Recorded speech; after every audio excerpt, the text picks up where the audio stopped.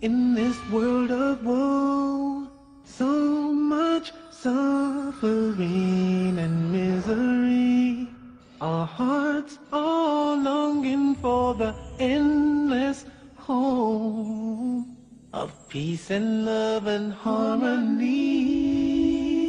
Oh, no more bitterness, hatred or greed.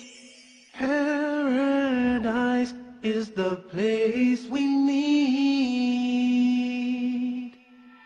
I feel the peace inside of me. Greetings and peace. This is Dr. Laurence Brown with another episode of Interfaith Issues. I'm coming to you today with a topic that might surprise a lot of you. And that is that today I'm going to talk about how I became Muslim. Through these talks and through my other works, a number of people have approached me and asked how I became Muslim and why. And if for no other reason than simply to tell the story once, answer everybody's questions, and let people know how I made this major change in my life and in my religion, I've decided to tell the story. The story takes us back to 1990. Before 1990, I was the typical American. I basically subscribed to the philosophy that the person who died with the most toys wins. I had spent my life accumulating different things of this world, and that was the only thing that I knew. That was the only objective I knew in life. In 1990, my second daughter was born. I guess I wasn't listening the first time. When my first daughter was born, Christina, about 10 months before, she did something I had never seen any child do before, and that is that she was able to stand from the very first day of life. From the very first day, if I put her on her feet, she would stand upright by herself. Now, I'm a doctor. I'm a medical doctor. I understand that that is something that a newborn baby is not supposed to be able to do. But I didn't see it as a miracle. I saw it as something interesting, something charming about this child. But I guess I didn't get the message. I guess the message had to come to me twice, and the second time in a more dramatic way. So, 10 months later, in 1990, my second daughter, Hannah, was born. Now, Hannah was taken directly from the birthing room in the hospital to the neonatal intensive care unit. And at the time, I didn't know why. They did not tell me. I was a doctor working in the hospital. It was George Washington University Hospital, one of the most famous hospitals in the United States. That was the hospital where President Ronald Reagan went when he was shot. You cannot fault the medical care at that hospital. They had the highest medical care. So when I found out that my second daughter was blue, I was very concerned. I went and saw her in the intensive care unit. From the level of her chest down to her toes, she was a dusky, the only way I can describe it is a gunmetal blue, this deep, deep, dusky kind of blue. Now, for those of you in the medical profession, you understand what that means. A lot of people, even outside the medical profession, understand what that means, but for those of you who don't, you know how when you look at the veins in your arms, in a pale-skinned person like myself, those veins are blue. The reason why is because blood, when it is carrying oxygen, is red. When the blood does not have oxygen, it turns blue. And that was the color of my child. We took a cardiac ultrasound it showed that she had a coarctation of the aorta. Now, the aorta is the major vessel that comes off of the heart and then sweeps down to the rest of the body, carrying all of the blood for the body from the chest down. And a coarctation is a critical narrowing in that artery. We could see where the artery was normal size. We could see where it was normal size on the other side, but right in the middle, there was this tight coarctation where the artery narrowed down to almost nothing. So that was the condition of my child. She was dying. Her body was suffocating.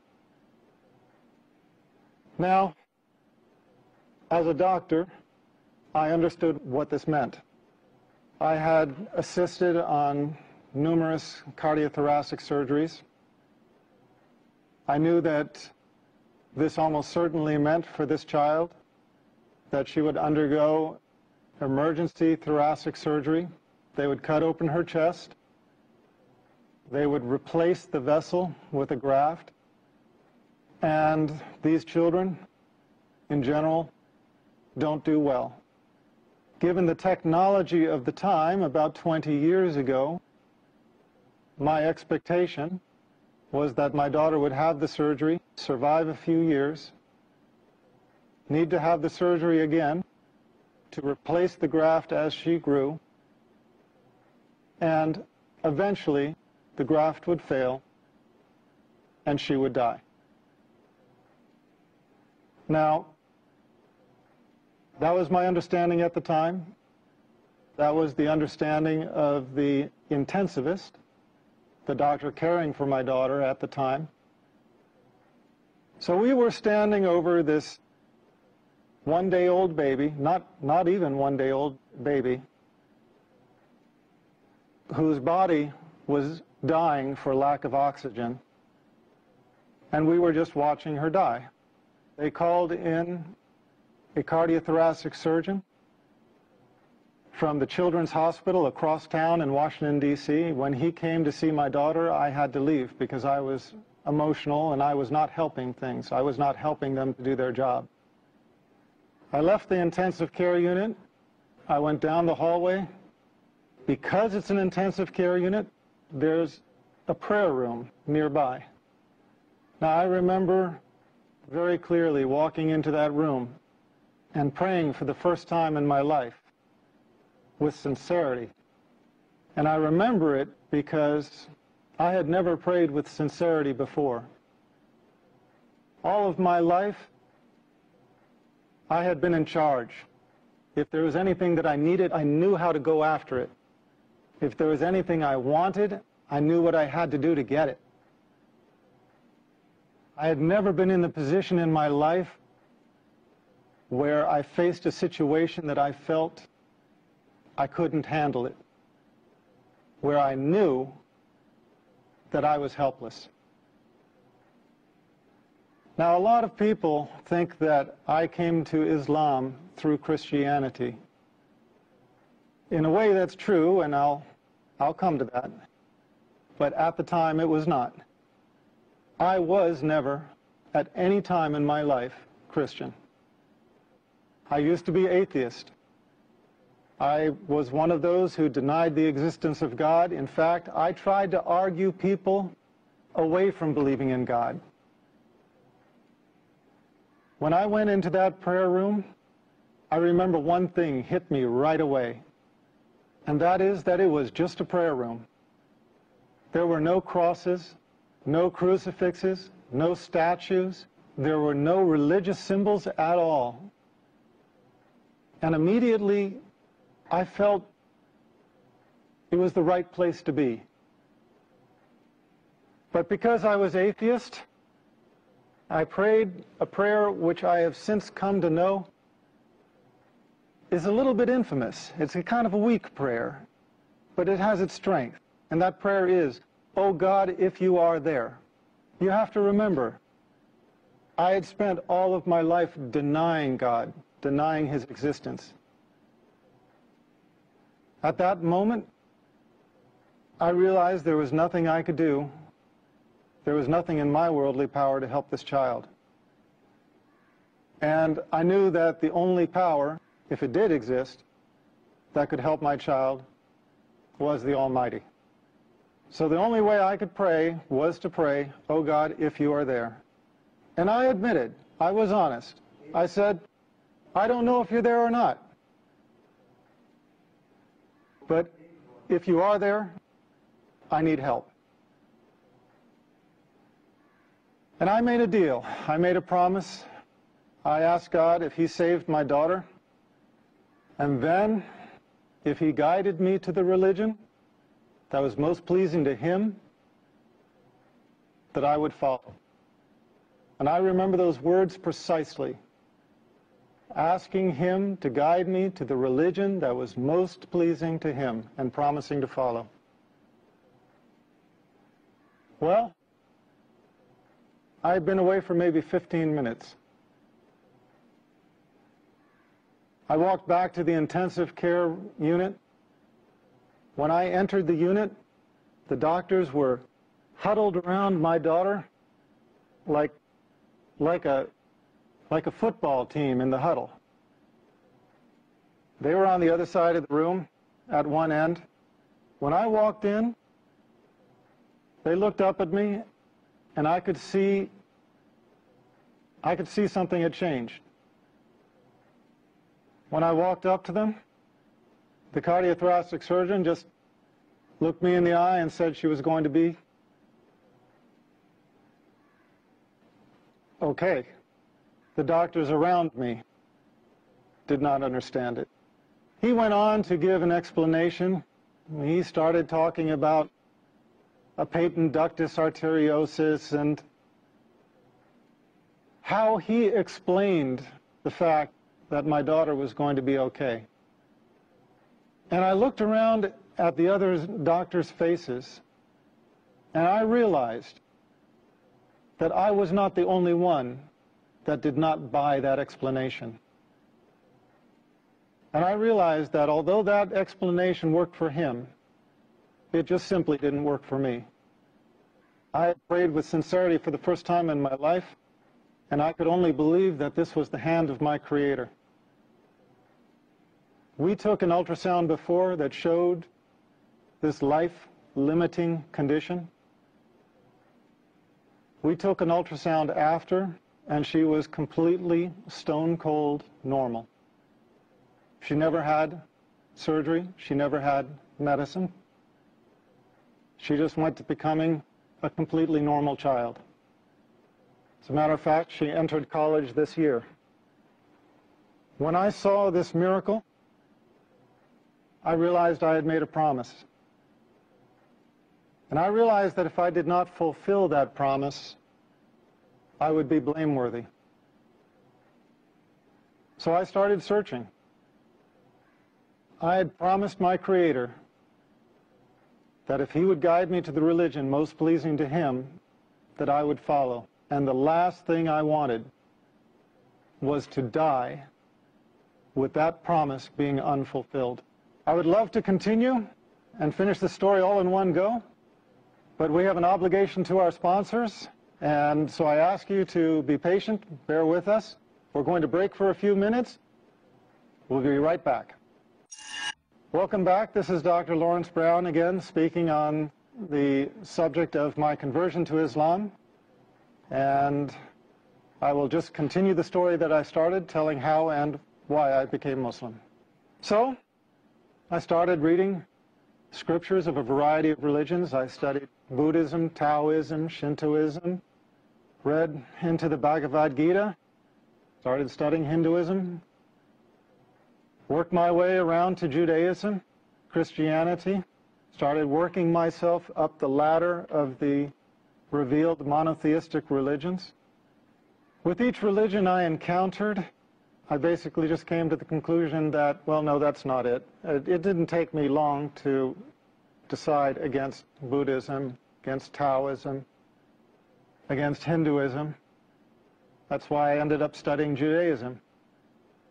When I studied Judaism, I felt, okay, now here there is some truth, but there are also some things that I did not believe. I found inconsistencies in the Old Testament, which we'll talk about in another show, inshallah. I found the prediction of 3 prophets to follow, and that obviously raised the question, well, if those prophets do not count as John the Baptist and Jesus Christ as the first 2 of those 3, who else could it be? So I moved on to Christianity. As I studied Christianity, I just was looking for the answer anywhere I could find it. I studied with the Southern Baptists, the Quakers, the Greek Orthodox, the Roman Catholics, Mormons, Seventh-day Adventists. My head is kind of swimming with all of the sects of Christianity that I approached for longer or shorter periods of time. And in the end, I could never get my answers.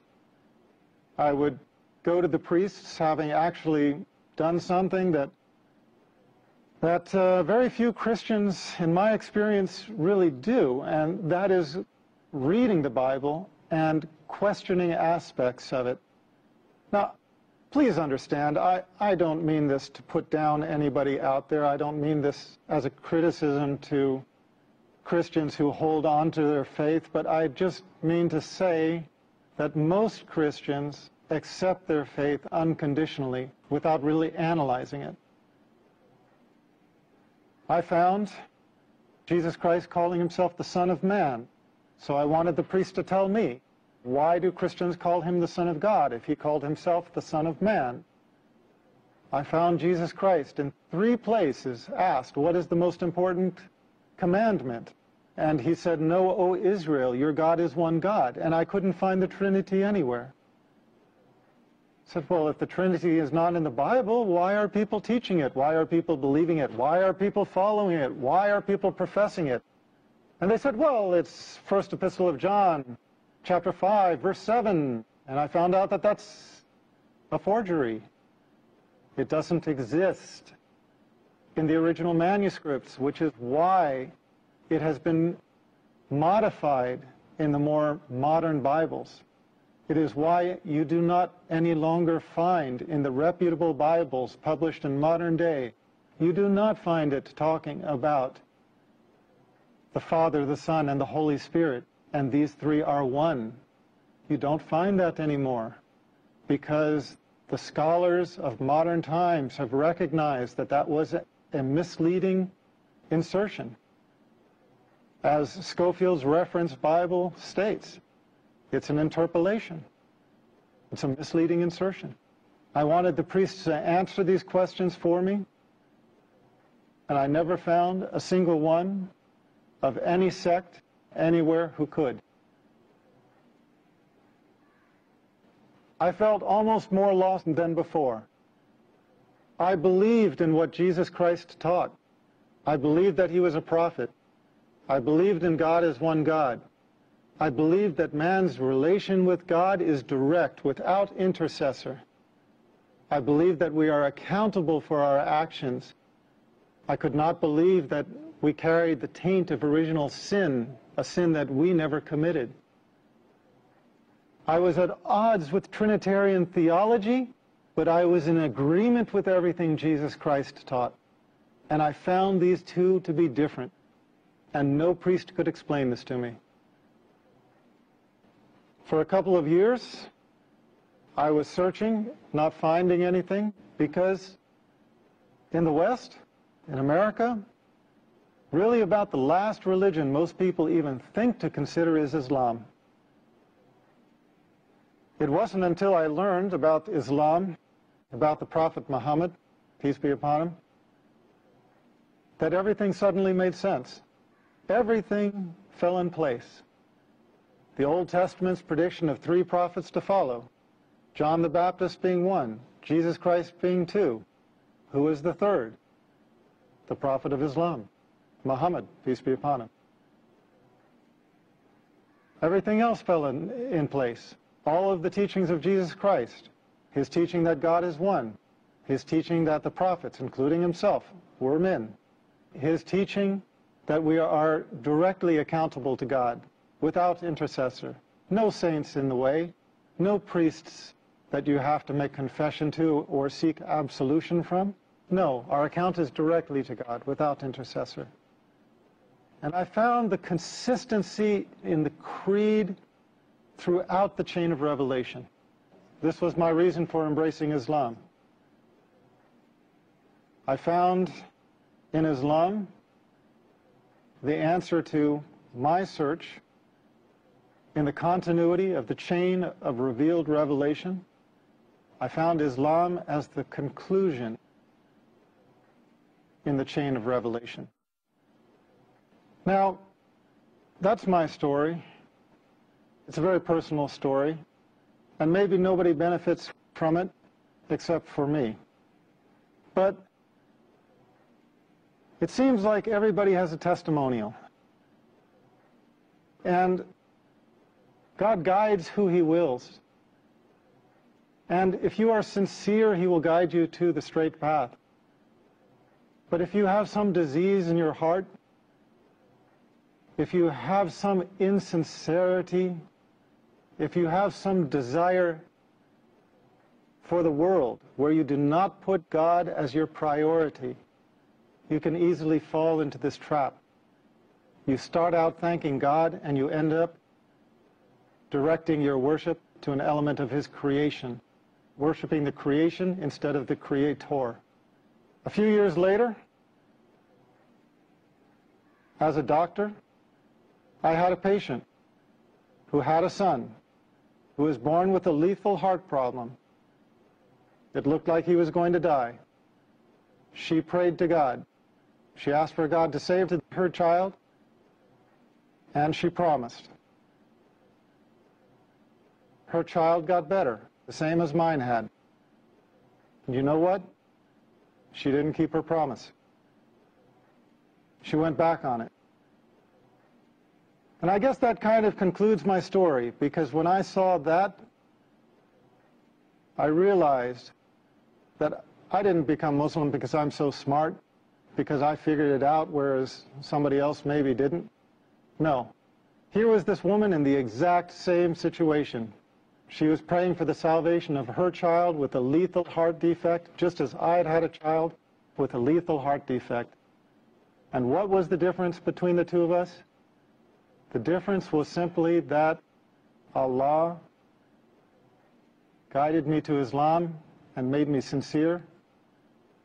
And for whatever reason, she did not. She failed in her test. If there was one message I would send to the audience, it is just this. We come to the religion of truth not on our own, except as we ask for it. Allah guides those who He wills.